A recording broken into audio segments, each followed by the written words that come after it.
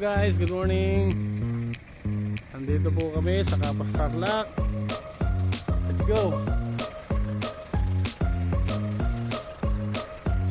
Ito po isa sa project ng kumpanya namin dito sa Kapas Tarlac. Po, nakikita nyo po gaano kalaki ang aming dinedevelop.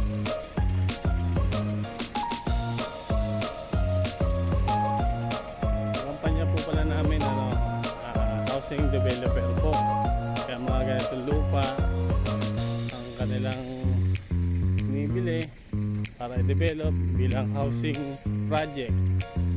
Ito po yun, gano'n kalaki siya. Samahan nyo po ako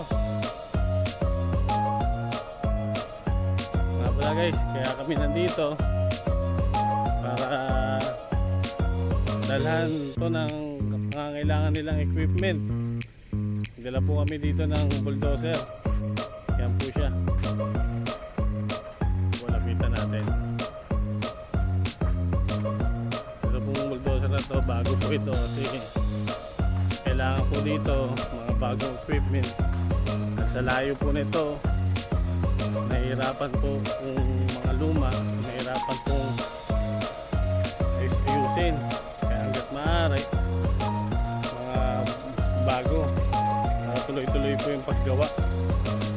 Ayan po yung mga equipment dito yung ginagamit.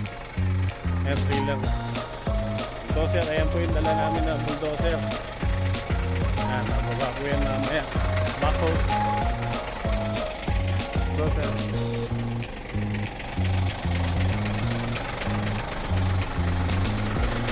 Ito po, pupunta ko lang po isa sa pinaka mabait at na magaling na chief operator namin, si Harold Labrador.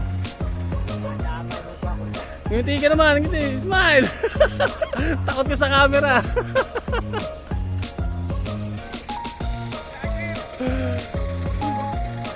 Ito po, mga bago namin. Ito po yung bagong site.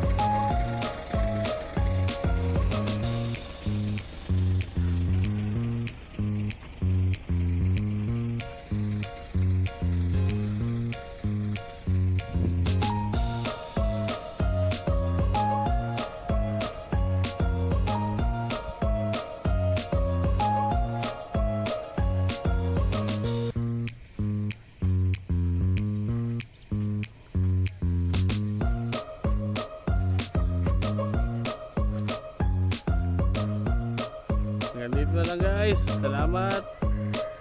And check it out. Gang gang.